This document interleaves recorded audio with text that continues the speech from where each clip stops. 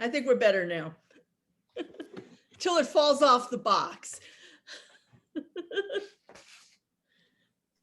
How are you, Jordana? I haven't seen you in so long. We're opening the webinar to everyone now. Boa noite a todos, sejam bem-vindos. Gostaria de ressaltar de que no final nós teremos um tempo para perguntas e respostas, onde vocês podem colocar as suas perguntas no chat, né? Aqui na aba que é Question and Answer. E lembrando também que o evento tem a tradução simultânea. Na sua tela do Zoom, você vai ver o globo, que está escrito Interpretation. Ali você pode escolher a língua da sua preferência, português ou inglês. Sejam todos bem-vindos. Vamos começar, sim? Danele, welcome. Danele, welcome. Danele, Rima, Jordana e prezados e prezadas, boa noite. É muito bom ter a participação de vocês aqui conosco. Meu nome é Julie McKay e sou uma diplomata da Embaixada dos Estados Unidos em Brasil e trabalho com projetos e programas de cultura e educação aqui no Brasil. Nosso programa hoje é sobre hortas em casa. Yay! Você já pensou em temperar a comida que você faz com ervas e temperos plantados por você? E você sabia que essa é uma atividade super divertida para fazer com sua família, estimulando hábitos saudáveis? Se você está passando mais tempo em casa por causa da pandemia, montar uma horta pode ser uma verdadeira terapia e também uma atividade de lazer. Isso, sem falar que você estará produzindo seus próprios alimentos, melhorando sua alimentação e bem-estar. Bom, entre nossas convidadas, temos aqui um ex-participante de um programa de intercâmbio patrocinado pelo governo dos Estados Unidos, nossa querida Jordana Mendonça. Jordana foi bolsista do YLI, uma iniciativa profissional para empreendedores econômicos e líderes sociais de todas as Américas e do Caribe. Jordana também é fundadora e presidente da ONG Econamo, uma organização que desenvolve projetos para escolas, empresas e comunidades nas áreas de meio ambiente, educação e segurança alimentar. Jordana também? Não. Durante o YLI, Jordana participou de um estágio profissional na Growing Gardens, uma organização americana da cidade de Portland, no estado de Oregon. Ela é uma ONG que constrói comunidades mais justas e saudáveis através do cultivo de alimentos em escolas, jardins e unidades de recuperação social. Temos aqui também como nossa convidada Rima Green, diretora de programas na Growing Gardens e que foi mentora de Jordana durante sua experiência nos Estados Unidos. Através de uma oportunidade do YLI e do governo americano, Rima também teve a oportunidade de vir ao Brasil e conhecer a organização de Jordana. Por fim, mas não menos importante, temos aqui também Danele Hughson, diretora executiva da Grow Pittsburgh, uma organização localizada no estado da Pensilvânia. A Grow Pittsburgh tem como missão promover a educação em jardinagem, ensinando as pessoas a cultivar alimentos e os benefícios das hortas comunitárias para moradores da cidade. Jordana, Rima e Danele, Sejam muito bem-vindas. Para a Embaixada e Consulados dos Estados Unidos no Brasil, é um grande orgulho promover este workshop. Vamos conversar um pouco sobre sustentabilidade, alimentação saudável e cuidados com o meio ambiente. E, é claro, também vamos falar sobre como cultivar uma bela horta na sua casa, no seu apartamento e, após a pandemia, até mesmo em sua comunidade. Muito obrigada pela oportunidade de falar com vocês. Desejo que tenham um excelente workshop e Jordana, nossa incrível intercambista goiana, é com você. Muito obrigada, Júlia. Um prazer enorme estar aqui com vocês, mulheres inspiradoras. Então, agradeço muitíssimo a oportunidade, tanto de ter participado do intercâmbio do YLI, com essa iniciativa que segue ativa, né, que é o Instituto É com Amor, e tive a oportunidade de trabalhar com a Rima em 2017. Depois, em 2018, ela veio ao Brasil trabalhar conosco. E o que a É com Amor faz, basicamente, hoje, é um trabalho com projetos socioambientais em instituições públicas de ensino. Nós começamos fazendo hortas em espaços públicos ociosos, né, em praças, em instituições de atendimento socioeducativo, em escolas, e desde 2019 a gente tem focado a nossa energia principal nesses projetos socioambientais. Então, já foram mais de 30 escolas atendidas. Nós estamos com o edital aberto para o projeto que começa esse ano e termina em 2022. Então, eu vou deixar o link para vocês também no bate-papo, para que, caso vocês conheçam escolas públicas da rede estadual de Goiânia e região metropolitana, para que elas possam se inscrever e fazer conosco nessa parte online, nesse primeiro momento, de projetos que vão trabalhar práticas sustentáveis dentro da escola. Então, aí a gente tem foto passando da composteira, que pode ser feita em casa, da horta, da questão das sementes, né? Então, de um cultivo que vai passar por todos esses processos, do plantio, da colheita, da alimentação e da compostagem, do retorno desse ciclo, né, desse alimento ao solo enquanto adubo. Então, é uma satisfação enorme poder dizer que a É com Amor já completa quase 5 anos com esse grande apoio da Embaixada, com inspirações como o trabalho da Rima, da Danele, e trazer aqui hoje essas mulheres para compartilhar um pouco da experiência delas com vocês é uma grande honra. Agradeço muito e passo a palavra agora à Danele para que ela possa apresentar a sua instituição. Vocês vão ver também algumas fotos e sobre a organização dela, a Grow Pittsburgh.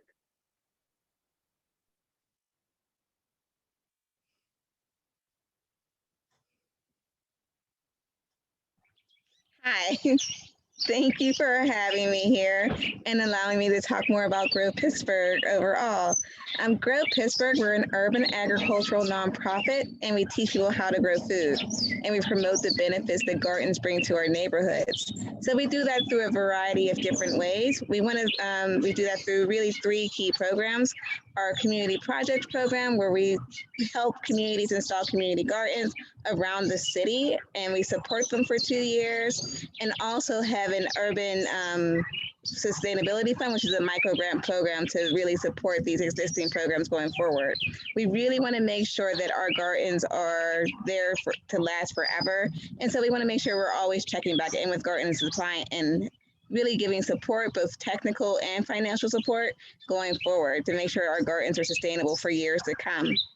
And we also have a school garden program, which we support 44 school gardens throughout our area, making sure that we're both training teachers how to incorporate this curriculum into their everyday schoolwork, and then also teaching students how to actually eat and prepare their food as well as grow it. Because we all know that we can always grow the food, but if we're not teaching our people how to eat it, it doesn't matter. Like you can always give people food, but if they don't know how to actually eat it and prepare it themselves, we're not really affecting the person or the community or the family. And we want to make sure we're affecting the entire family.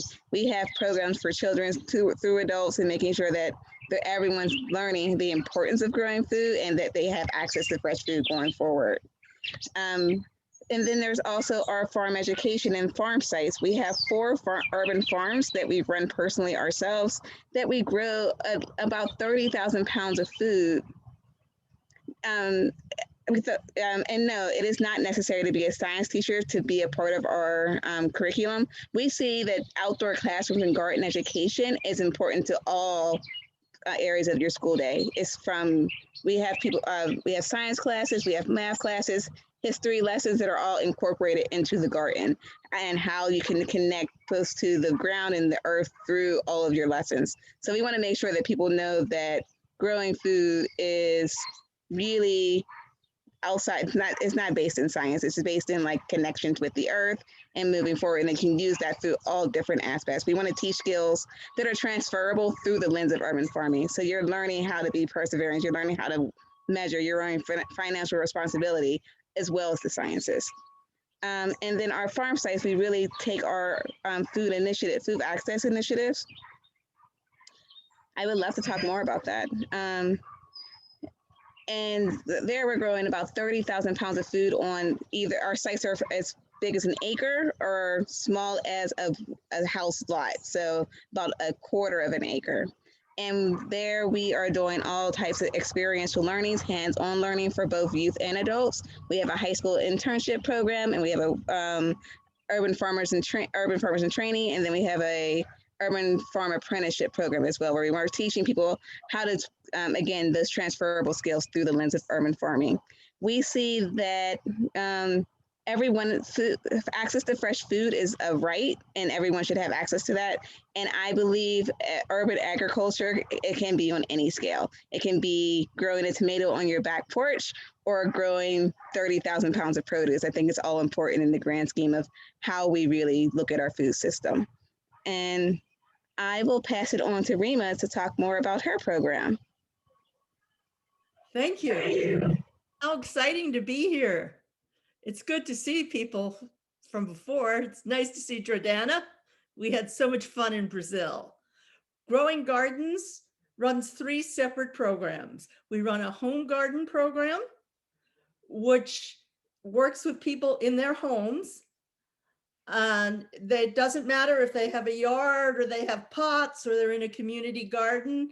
We work with low-income people, and we give them plants and seeds and starts, and we mentor them for 3 years. That's our home gardens program. We have a school gardens program that works with low-income schools in the greater Portland metropolitan area, where we have educators who come in and work with the teachers and help the kids start gardens. We have after-school garden clubs. We have food tastings, because you have to get everybody to eat the food once you have it. We also we have built community gardens in low-income developments like the one on the screen. And we have another program that works inside the prison system in Oregon. What people don't realize is in Oregon, this prison system grows a lot of its own food. Last year, they grew 365,000 pounds of food to use in their own kitchens. We also provide horticultural certifications to inmates, classes, so when they get back out, they will have a job certification, because nursery business is very big in Oregon. So we try to work up and down. A lot of people who are caught up, low-income people, are also caught up with the justice system. So we have family members who have loved ones who are in the prison system who actually join our home gardens program, and we support them too. There's one of the school gardens, one of the big school gardens. There's actually 8 beds. It's really beautiful. So, and the children, right? This is like one of the adult sites, one of the prison sites in Oregon. And we also believe that food justice is part of social justice. So if If you can't feed yourself, it's very hard to have justice, to think about anything else. So we try to work with a lot of tiers within the community to promote the ability to be self-sufficient, to be able to grow food. We also emphasize the fact that you don't need a lot to start a garden. You can start a garden in your yard, you can start it in a pot, you can start it on a balcony. I worked with one facility that was in the city, and they had nothing but concrete, but they had very big fire escapes. So we had 20-gallon buckets on the fire escapes, and they grew tomatoes. They grew 24 different tomato plants. And from the front of the building, it's a building. You walk around the back, it's a tomato garden. So this is just a way of bringing people back into nature, even in difficult environments where it's all concrete. There's a lot of things that we can do to help people learn how to be self-sufficient and reconnect with the earth.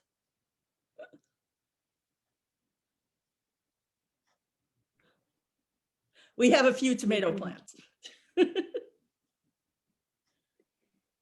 Thank you, Rima.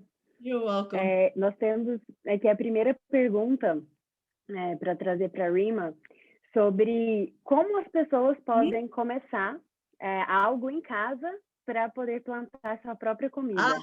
Então, a Rima tem algumas dicas para nos dar sobre isso. Como que você pode começar em casa a ter a sua própria horta. Let me show you my plant incubator. Right? It's an egg carton, right? You can start, these are basil plants. We love basil, it's very nice. We started it in there and look at them now.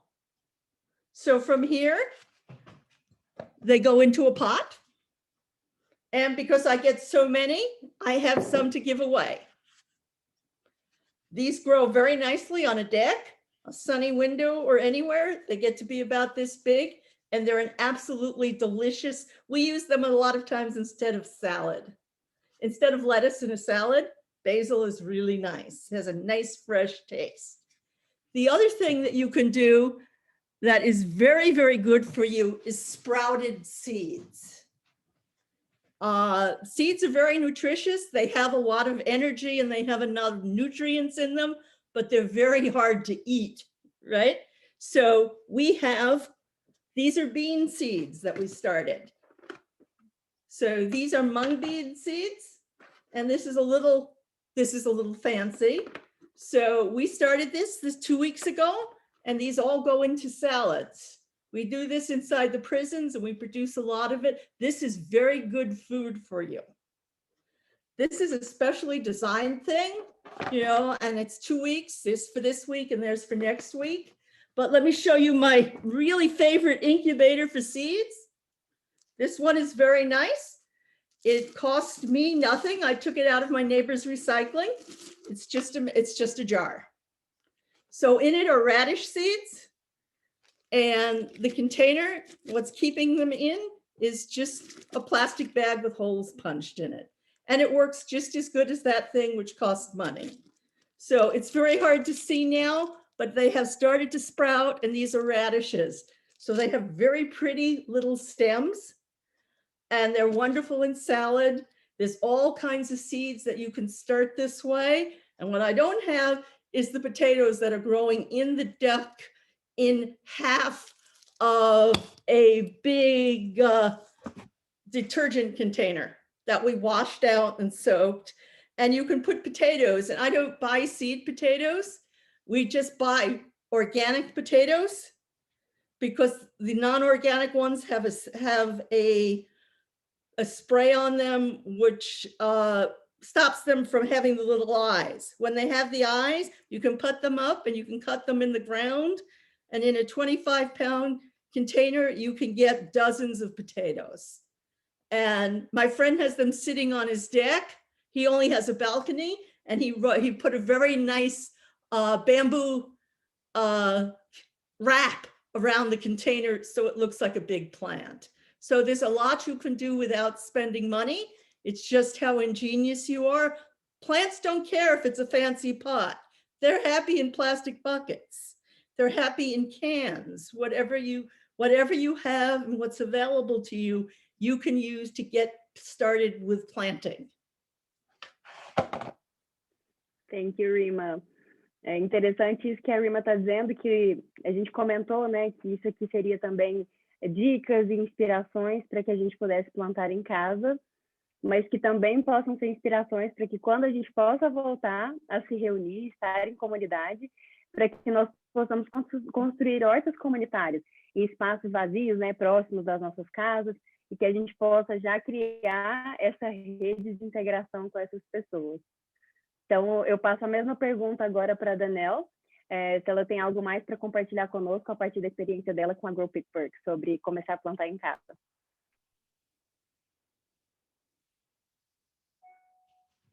Yes, that's exactly why I'm actually sitting outside, so I can show you my garden here on my front porch. I just moved into my house, so I don't have a garden set up, but I still wanted to make sure I could grow food. So as you can see here, I have some, you can see, I have my tomato and pepper plants in just a bag that's on the porch. Something simple that I don't have to, like, it doesn't take up much space, it's pretty contained. And like my flowers that are growing here, because you do want to have pollinators. And you can see I have different examples of what the bags can look like. Those are some more tomatoes growing in a bag. And if you can see, I would love to show you how to plant some potatoes itself. So let me see if I can. Yay. Look, great. So I have actually potatoes here. Like Rima was saying, you really just need a potato that has some eyes on it. As you can see here, just potatoes you get from your from the farmer's market or outside, organic potatoes that don't really have that spray. So you want to use, and I have a pot here that I found in my backyard that I've been using for years that I'm just going to use here. Just make sure you can, like she said, we can use a 5-gallon bucket, the detergent bottle. I think that's a really great, amazing idea. Just make sure it has some drainage holes at the bottom. Mm-hmm. And what you would do, take your potting soil, your potting mix, fill up your bag, fill up your pot, put your potting mix about most of the way up the pot, if I can get this to empty out it quickly.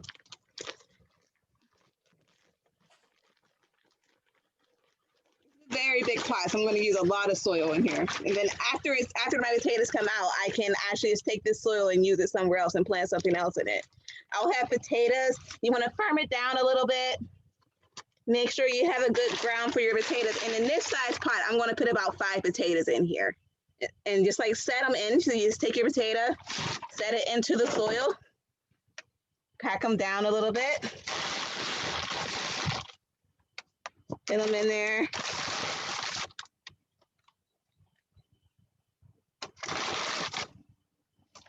And then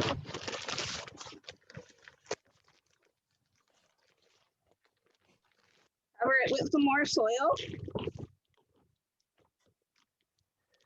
I'm going to cover it about another few inches, like 4 inches or so, 3 inches or so of soil on top of those potatoes. Firm it down some more. And that's it. That's as simple as it takes. Now I'll have potatoes, you'll water it, keep an eye on it for the next few, and in like 3 months, I'll have potatoes. I'll just dump this out. Potatoes, right? Yep. I have a lot of potatoes in about 3 months. So I think, like she said, anywhere you can grow in pretty much, seeds want to grow. So growing food that's what they want to do. It's just start, and don't be afraid don't be afraid to die. There's always more. So just keep trying. I think the big thing is that things want to grow and we just need to stay out of the way a lot of the time. Yes, that's exactly it.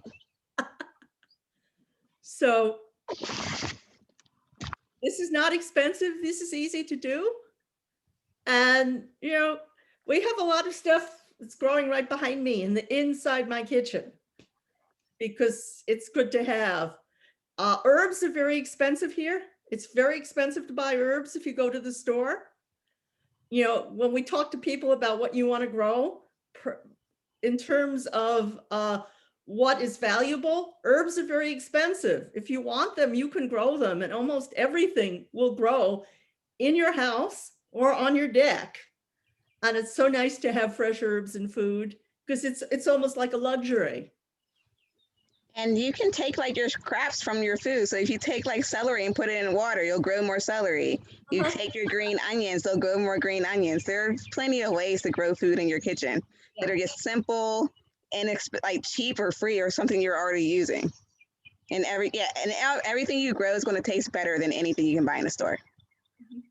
Well, that's true. I like the thing about the green onions. You know, if you leave the bottom, if you cut up a green onion and you leave the bottom, you can plant the bottom and it'll grow again. Yep. So you never have to throw it away. You can just keep growing more to go with the potatoes, right? Thank you very much, Danele. Very inspiring. E interessante isso que elas estão trazendo, né? Compartilhando conosco, porque quando você corta o pedacinho da beterraba ou da cenoura, coloca ali com um pouquinho de água, elas também brotam, você também consegue plantar em casa. Então, nós temos já dentro de casa as possibilidades, né? Semente, ou a partir do pedaço desses vegetais também, a gente consegue reproduzir e replantar isso e começar algo pequeno dentro de casa. Então, acho que é importante dizer que a gente começa muito pequeno, né? Se a gente começa querendo plantar, fazer uma grande horta, talvez possa gerar um pouco de frustração. Então, importante dizer que é bom começar pequeno, mas começar, e que também a partir disso a gente vai pegando gosto, acontece no meio do caminho de matar algumas plantinhas, isso é normal, mas entender também que isso é um aprendizado, né? E que a partir da nossa experiência a gente vai aprendendo que algumas plantas precisam de mais sol, precisam de mais rega, de mais água, então também a gente vai aprendendo e se conectando com esse tempo da natureza.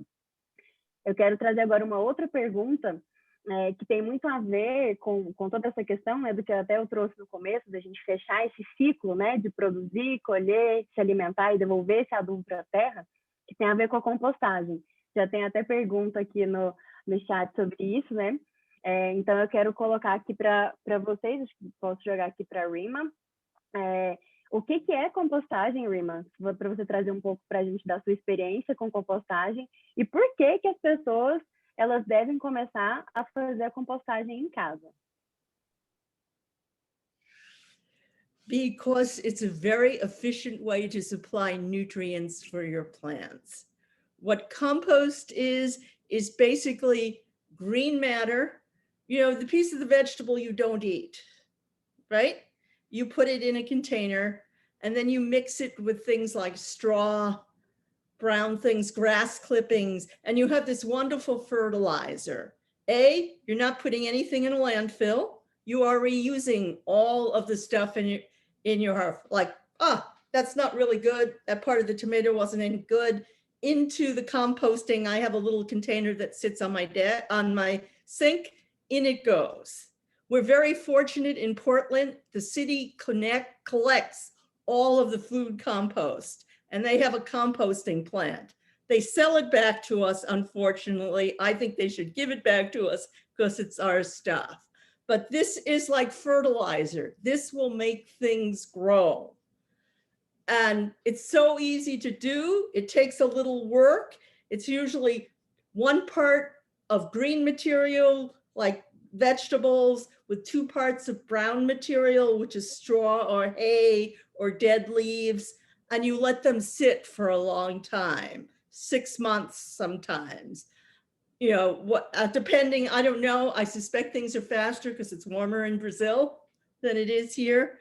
But this is a really good source of nutrients. Fertilizer is extremely expensive. A good fertilizer is very expensive, at least up here. But we can make our own. We make it out of our kitchen waste. We make it out of our grass clippings. If you have trees that lose their leaves, Steve Solomon is like the god of organic gardening in Oregon.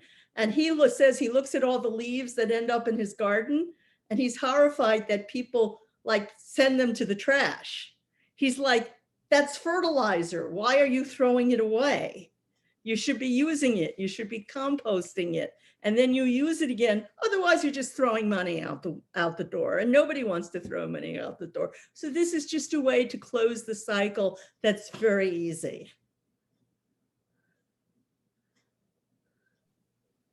Thank you, Rima. Danele, can you tell us a little bit about your experience with composting, how it works in Pittsburgh? Yeah, I love the idea of thinking of it as closing the system, like fulfilling a full cycle of everything that's growing.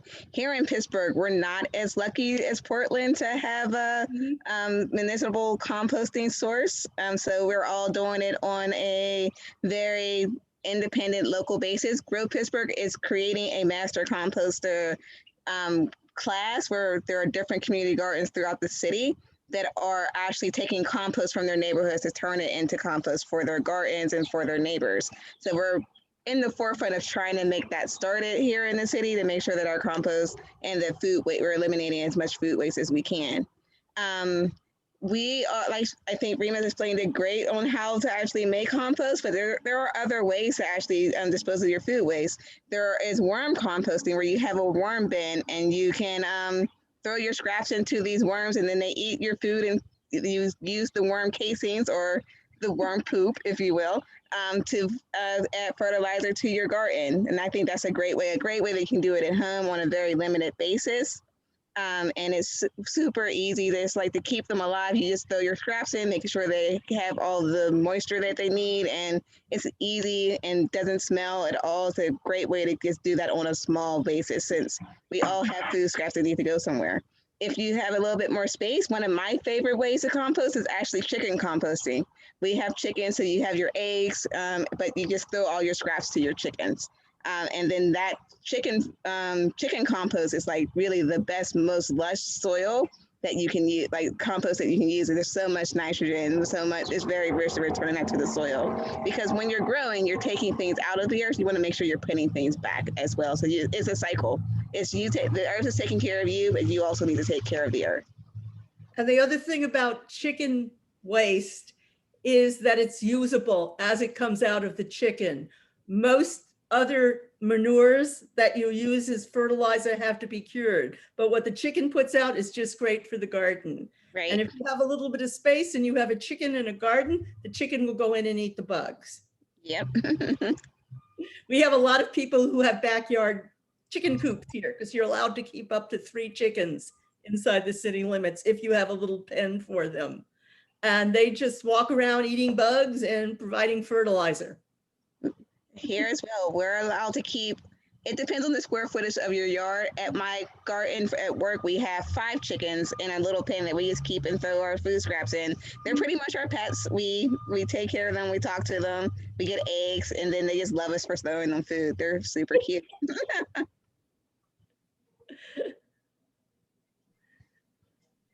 Thank you. Eu compartilhei com vocês, pessoal, 2 links aí no bate-papo. Que foi feito pela Ecoamor, um vídeo que a gente ensina a fazer esse balde de compostagem em casa. Então, vocês podem começar a compostagem com ou sem minhoca. Então, a compostagem não necessariamente precisa de ter minhocas, mas elas aceleram o processo. Então, entender porque a natureza faz a própria compostagem, né? A gente só facilita esse processo. Quando a gente separa os resíduos, os orgânicos, que são, inclusive, quase metade dos resíduos que nós produzimos, a gente evita que esses resíduos vão para aterro sanitário, vão para os lixões, e que eles possam voltar para a terra, como a Rima disse, trazendo essa sanidade para o solo, né? Esses elementos que vão proporcionar que as nossas plantas cresçam de uma forma mais saudável, vigorosa. E é uma coisa, para mim, né, falando da minha experiência pessoal, eu comecei nesse caminho da sustentabilidade pela compostagem. Então, eu tenho em casa as caixas, né, as caixas digestoras, que são essa grande composteira doméstica com as minhocas, e foi a partir desse processo que eu comecei a me relacionar com o processo do alimento, né, a me conectar com essa questão de onde vêm as coisas que eu estou comendo, qual a quantidade de alimentos in natura que eu estou consumindo, que eu coloco no meu dia a dia. E a partir disso também eu fiquei cada vez mais interessada em produzir a minha própria alimentação. E mesmo que seja, né, em apartamento, em espaço pequeno, como a Rima e a Danele, elas compartilharam aqui conosco, pode ser, né, de hortaliça, de erva, da própria batata, cenoura, beterraba. Então, de coisas que a gente vai produzindo e se relacionando, porque cada vez que a gente cria essa conexão e cria essa conexão de afeto e cuidado, a gente também vai transferindo isso para outras esferas, né? A gente acaba cuidando muito daquilo que a gente gosta, daquilo que a gente constrói afeto. Então, a partir dessas relações de cuidado, a gente consegue falar de práticas sustentáveis como um todo, né? De como que a gente se relaciona melhor com a nossa cadeia alimentar, de como que a gente se relaciona melhor com o consumo de uma forma geral e de como que a gente, enquanto ser humano, pode causar menos com as nossas atividades, nossas escolhas diárias, né? Então, muito importante falar disso. O outro link que eu deixei para vocês é de um documentário muito legal que chama Compostagem, Por que Não? E que também traz uma inspiração muito interessante, que são algumas empresas que fazem esse serviço de compostagem. Como no Brasil a gente não tem ainda, né, uma coisa tão organizada como a Rima tem em Oregon, que o pessoal recolhe isso para fazer essa compostagem e daqui a pouco usar, seja nos jardins, né, da cidade ou daqui a pouco vender de volta para as pessoas, a gente tem essas empresas que podem fazer essa coleta, se você não quer, caso você não queira ter a sua composteira em casa, você pode contratar algumas dessas empresas, né? Então, Goiânia, Brasília, São Paulo, Rio, tem várias cidades que têm essa possibilidade de serviço, que você apenas separa o seu resíduo orgânico, destina para essas empresas que vão fazer a compostagem e depois vão devolver para você o adubo, né? Ou às vezes trocar por alguma coisa, por alguma muda, para incentivar você a fazer essa produção de alimento em casa. Então, antes de abrir, a gente está recebendo aqui as perguntas de vocês, só para deixar claro que a gente está registrando. Eu vou colocar mais uma pergunta para a Danele e para a Rima, e aí a gente abre para essas perguntas que vão voltar, né, para a questão da horta, da compostagem e ouvir mais perguntas. Então, fiquem à vontade, vão mandando aí no bate-papo que estamos registrando. A terceira pergunta seria o seguinte: assim que nós tivermos a possibilidade, né, de voltarmos ao convívio social, quais são as recomendações que vocês dariam para as pessoas começarem uma horta comunitária? Porque aqui no Brasil a gente tem um clima maravilhoso que permite muito isso, mas precisamos aí de dicas sobre a experiência de vocês para que possamos começar hortas comunitárias nas nossas cidades. Posso passar para a Rima. Okay. All right. It starts with agreement. I've done a lot of community organizing, and sometimes, people go by your house and they see all these things growing, and they're going, how do you do that? You start to have a dialogue with the people in your neighborhood that says, hey, I should grow something. I grow all this stuff. Would you like a basil plant? I can give you a plant and show you how to do it. If you have people who become interested in doing this, if the community is interested, then you can start planning.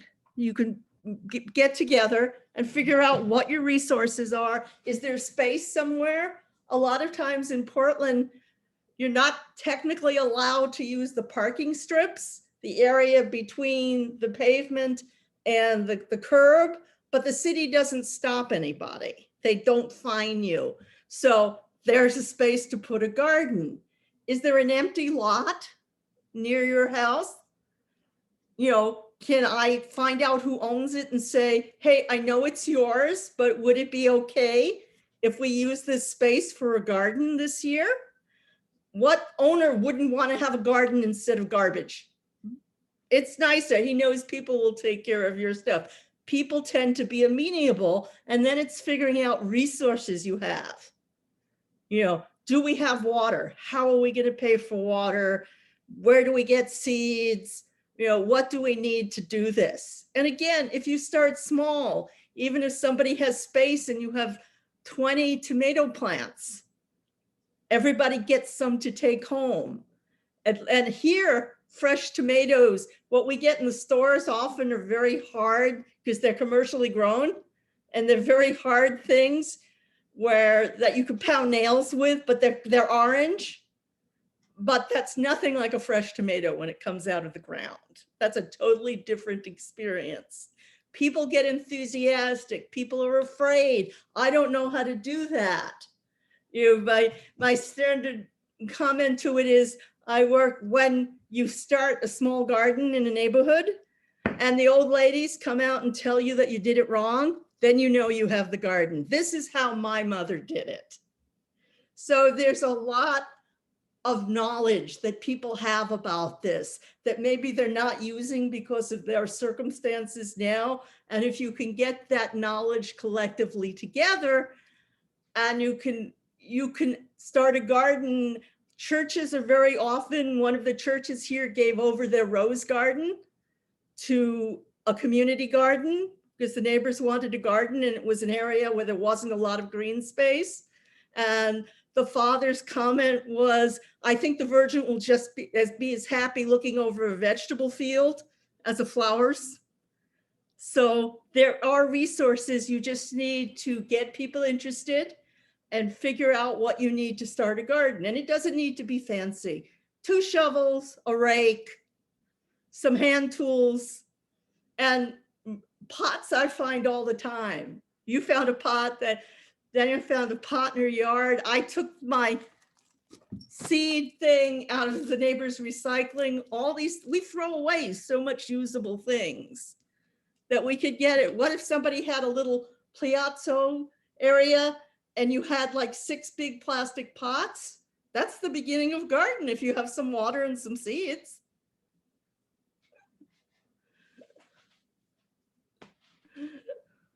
Thank you, Rima. Danele, what about your experience? Do you have some tips to share with us? Yeah, I think, like you said, start small, start on whatever scale that you can, and then find a good garden team. It's all about organizing and coming together and having those community agreements. Knowing people who are like-minded and want this to happen will make your project so much easier. And again, finding land acts, like finding that space where you can have your garden that's permanent is also a big key point. Making sure that you know where you're going to be. Here in the city of Pittsburgh, we're a heavily industrial past in our past. We were like one of the big steel areas of the world, and so we have a lot of soil contamination. So making sure you're doing your soil testing to make sure that the spaces you're growing in are safe. And if there's some contamination, looking at different options, like so raised beds are a great option, containers are a great option. But it all starts again with that community organizing, making sure that you have that strong support. Just people surrounding you, people can come together. I see community gardens as a place where people can come together and bring their different ideas and really learn how to grow together. I mean, the therapeutic benefits of gardening are out of this world, especially after this last year when we knew the only really safe place to be was outside. Everyone wanted to grow food. We had so many people who were like, how can I start my own backyard garden? How can I start a community garden? How can we come together and get that place where we can be together outside safely and also enjoying like the project of growing food itself? Putting your hands in the soil, I feel so much happier just after that one planting of that potato right there. Just having dirt underneath your fingernails feels great. And again, it's just about creating those connections and just starting where you can and doing what you can at that point. Don't have big expectations, but realize that anything you're doing great. Like starting is the best point. Just get started. And I think, and I'm sure Danele, you found this out too. Once you start, everybody gets involved. People who walk by and see this will want to do it. Yeah. You know, grumpy neighbor who said, I don't want the dirt, no dirt, no nothing. We'll see things growing and all of a sudden become very interested, or will tell you about what their grandmother used to do. I agree with that completely. And especially here, I try to make youth grow and get dirty. So when you have that kid who's like, I don't ever want to get dirty, and understanding like there's past historical trauma when it comes to farming with our communities of color here in the States or even around the world, there's that area of trauma, but connecting that, making sure that you're understanding how that trauma is related and then working through that and having these gardens be a space for those conversations. Gardens can be a space for these hard conversations, and it makes it easier because you're outside and you're connected. And everything is improved. I work in the prison system, and it's very funny to watch a bunch of really tough guys want more flowers. Can we plant more flowers? Yep. We have these vegetables. It's really nice, but it'd be really nice to have more flowers. I mean, big, because the garden changes things. Mm-hmm. Even in a correctional institute, a garden will change things. Thank you, Danele. É uma questão muito interessante que eu também trago aqui compartilhando a partir da nossa prática, principalmente com escolas, né, que a gente fala praticamente de uma horta comunitária, é de como é importante dividir tarefas, né? Como a Rima e a Danele trouxeram, é muito importante esse engajamento comunitário e principalmente a divisão de tarefas, para que as pessoas não fiquem sobrecarregadas. Então, começar pequeno, entendendo quais são os recursos disponíveis, a questão da luz disponível, né? Escolher um lugar que seja bem iluminado, que a terra seja fácil de ser manejada, que a água esteja acessível. Também pensar quem é que vai, né, daqui a pouco pagar essa água, quem está responsável por regar essa horta, esse espaço todos os dias. E dentro da Ecoamor a gente desenvolveu um diário de horta, que a gente chama assim de diário de horta, que traz exatamente essa ideia, né, que é importante e interessante que a gente tenha um registro desse plantio, de quando e o que está sendo plantado, qual a previsão de colheita, qual a necessidade de adubação desse espaço, desse lugar, e quem são as pessoas responsáveis por isso. Então, muito importante que quando, né, a gente puder se reunir novamente, que essa divisão de tarefas aconteça para que não sobrecarregue as outras pessoas e não desestimule. E que a horta, ela seja um meio de integração social, não somente um fim, né, em si mesma, de produção de alimentos. É claro que a gente quer chegar nesse lugar e ter uma horta produtiva, mas se daqui a pouco infestou de pulgão, teve alguma coisa que aconteceu, algum desequilíbrio, e a horta morreu, ou algum canteiro, né, não foi para frente, que isso não seja um motivo de frustração. Porque a maior conquista, realmente, é utilizar a horta como meio de integração de comunidade. Como as duas trouxeram também, né? Uma forma de integrar as pessoas para que as pessoas possam compartilhar a experiência, se ouvir e dizer, né? E ocupar esses espaços, porque esses espaços ocupados, eles trazem também mais segurança, não só a questão da segurança alimentar, desse incentivo à alimentação cada vez mais natural, né? De alimentos que sejam alimentos in natura, mas também de ocupação de espaço para que a gente tenha cidades mais saudáveis e mais seguras.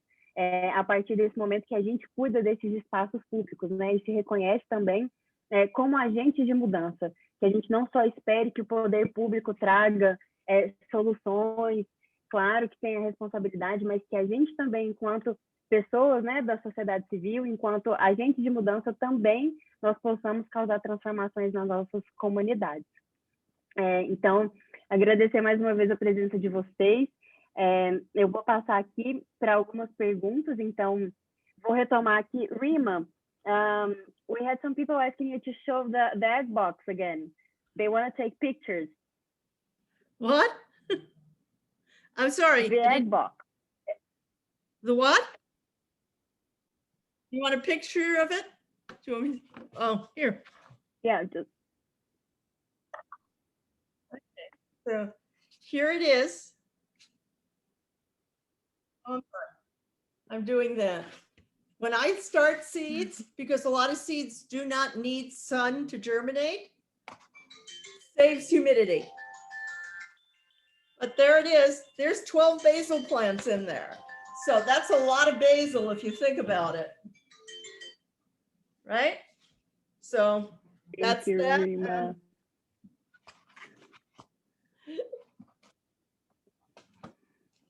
Bom, nós temos algumas perguntas muito técnicas, né, sobre como cuidar de hortaliça em apartamento, né, a questão das melhores plantas.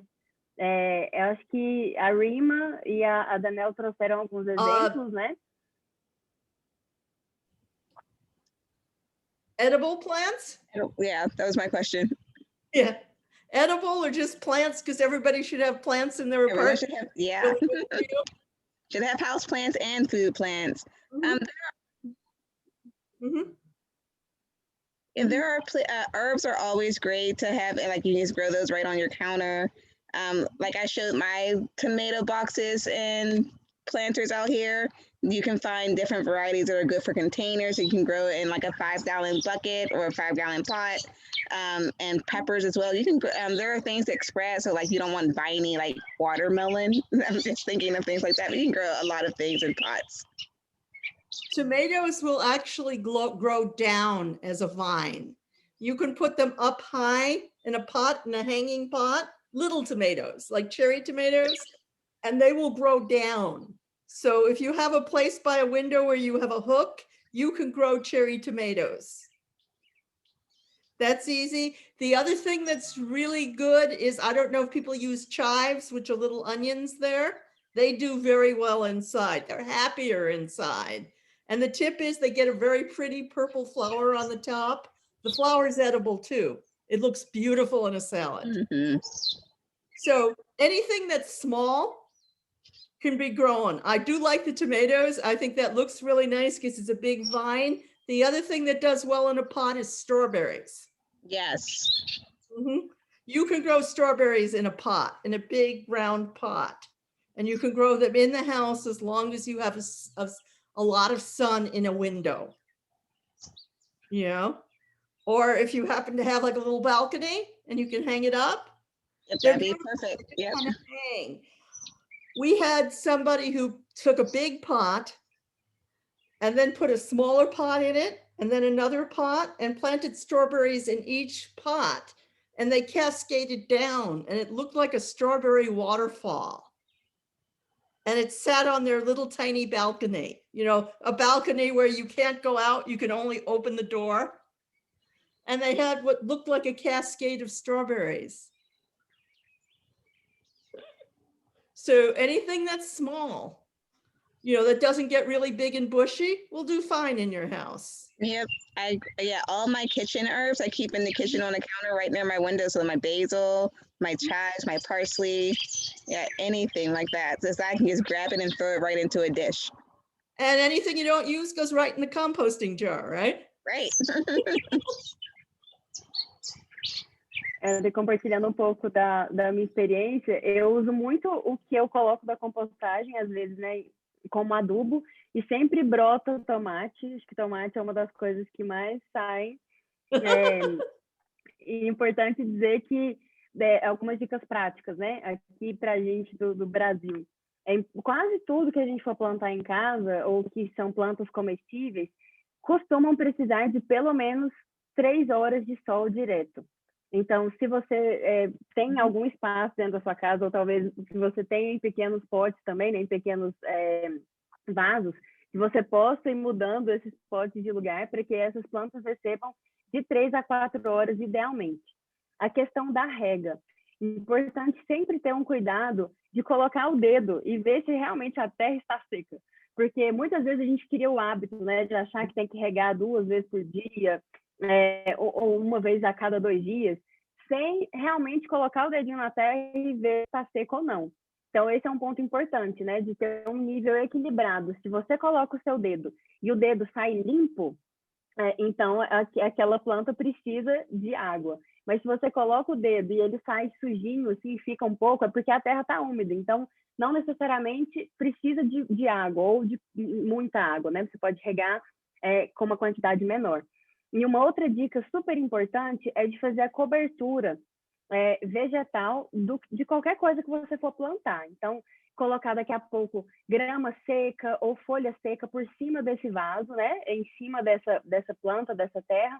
Por quê? Porque isso impede que essa planta perca água, né? Se desidrate, e também acaba provocando ali uma certa adubação, de certa maneira. Então, isso também é uma dica super importante. Eu coloquei no bate-papo um outro link, né, que leva, vocês vão conhecer, tem várias coisas no YouTube, né, com amor, que tem algumas dicas práticas, mas que a gente também tem um curso bem prático com algumas dicas que vocês podem, daqui a pouco, conhecer e compartilhar com outras pessoas, né, aprender e depois compartilhar com outras pessoas. Deixa eu ver aqui, tem algumas perguntas sobre compostagem. Então, o que eu acho que eu já coloquei, né, no link também algumas dicas. Eu queria que a Rima falasse um pouquinho da experiência de como que é ter uma composteira pequenininha, que eu lembro que eles tinham na Grand Garden, embaixo da pia, porque não necessariamente precisa de ser toda uma coisa, né? Uma super composteira doméstica com minhoca e cheia de coisa, mas que a Rima trouxesse um pouco dessa experiência dela para compartilhar com o pessoal de uma forma muito simples, que já era possível. That's my first compost. This is the first step. Sits right by the sink. Everything goes in it that you want to compost, banana peels, eggshells, everything is here. From, if I was outside the city, I would have a pile of hay and dried leaves that I would put it in.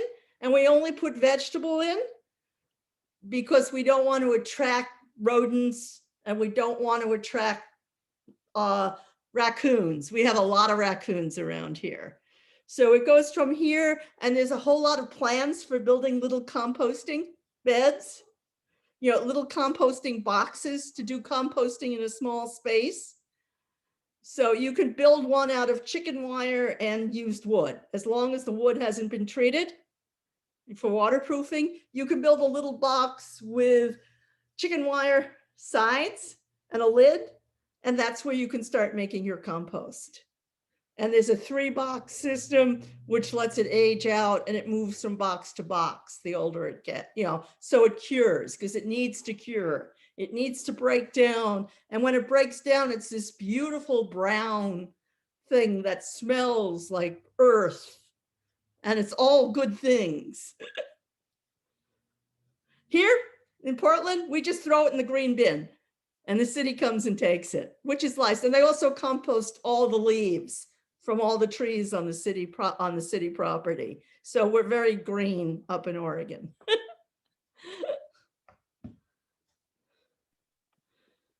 Rima, we just got a question. If you know that... Ai, gente, vou precisar de tradução aí. De cascas de banana são comestíveis. Até para depois passar para a Danele também. Do you eat them, Rima? They are. They need to be. We dry them. You scrape out the white part and you dry it, and it's like an essence of banana. I didn't know that. I learned something new every like day. Banana chips, the chips you buy that are really expensive. You can actually scrape off the white part, dry it and chop it up, and then you put it in cake. I learned something new every day. Yes, banana peels are edible. A lot of things we throw out are edible. A lot of things we think are weeds are edible. Purslane is a weed that we have all over the place here. And it's a really succulent sort of a thing. It's delicious. It's delicious. It's delicious. Yeah. So you keep telling people don't throw it out, and they're like, it's a weed. It's like, it tastes good. Bittercress is this little tiny plant that is very annoying. It has lots of leaves and it has leaves that spring. Best revenge is it's edible. It tastes like green onions. So it's like, don't throw it out, eat it. We have garlic mustard here in the East, and it's so invasive, but it's edible and tastes just like spring garlic. It's delicious. Okay. So, when you know your area, you start knowing that a lot of things, and I'm indigenous, so, a lot of things that people don't think are edible are really edible and range parts of the diet. And if you can learn about what those things are, but there's a lot of things that people just kind of throw out, and you're like, you don't want to throw that out. Mint grows wild up here. And it's like, that's tea. That's mint tea. And you're throwing it in the garbage. Why are you? And then you're going to go buy a tea bag. I mean, how silly is that?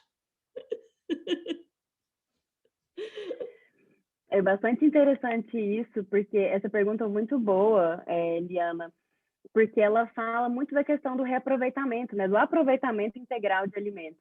Então, é uma questão que a gente traz muito com as merendeiras dentro das atividades da Ecoamor, para promover, né, essa diminuição do desperdício de alimentos e para que esses alimentos possam, porque existe muita propriedade, né, nutricional nas cascas, então, de como que a gente diversifica também a nossa forma de alimentar para que a gente tenha uma alimentação mais rica e mais interessante, né?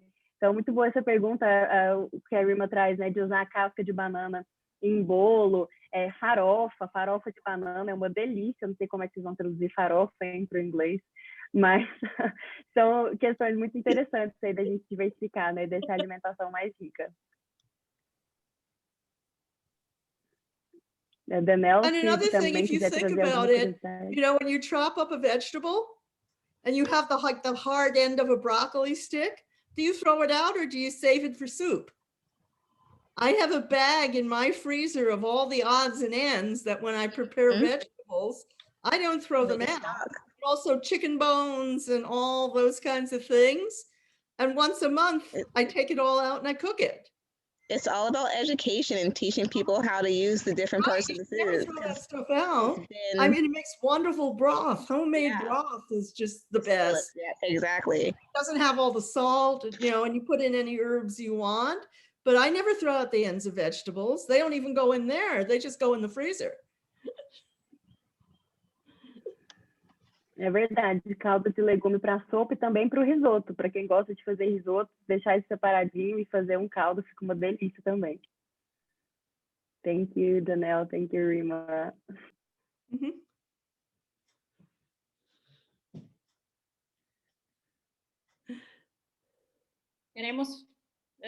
Queremos fazer mais perguntas? Uma mais ou não? Queremos fechar ou fazer só uma pergunta mais para cada uma? Jordana? Temos uma pergunta para... Temos uma? Ok, né? Deixa eu procurar aqui. Ok. Acho que uma pergunta que seria interessante, até para ver como que elas lidam lá, que é um clima um pouco diferente do nosso, mas uma pergunta que veio de como que vocês lidam com pulgões, lagartas, com esses desequilíbrios que aparecem na horta e que às vezes, né, impedem que essas plantas possam crescer saudáveis.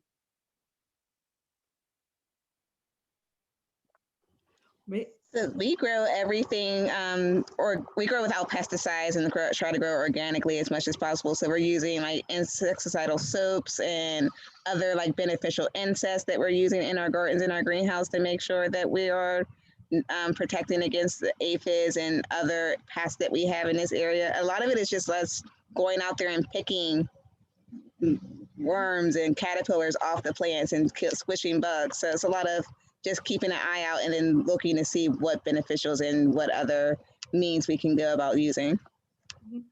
There's a lot. There is a theory about growing things which is called integrated pest management, IPM. And this says like you want to do as least harm as possible. Chemicals are the last thing you do. Aphids, we always get aphids up here because this is a wonderful climate, and aphids their whole life cycle is 14 days and they're born pregnant, as near as I can tell. So there's never one aphid. But if you wash the plant, or if you're not squeamish, you can just like go with the plant, they're dead. Once they're off the plant, they're dead. So the best revenge is to be out there with a hose, like going, okay. Spraying them off. Yep, that's what we do. We pick caterpillars. We have a lot of cabbage worm caterpillars up here. They come out in the morning and you just pick them up. And, you know, we teach people how to recognize good and bad bugs. We have pictures of good and bad bugs because there are bugs that eat other bugs and you want to encourage them. And I think the funny thing is lady beetles, which I know you have down there, which are the little red ones that are very good because they love aphids. If you have aphids, the ladybugs will take care of it. But the baby ladybugs look nothing like the adults. They're really ugly. And people always want to kill them because they're bigger than the adult.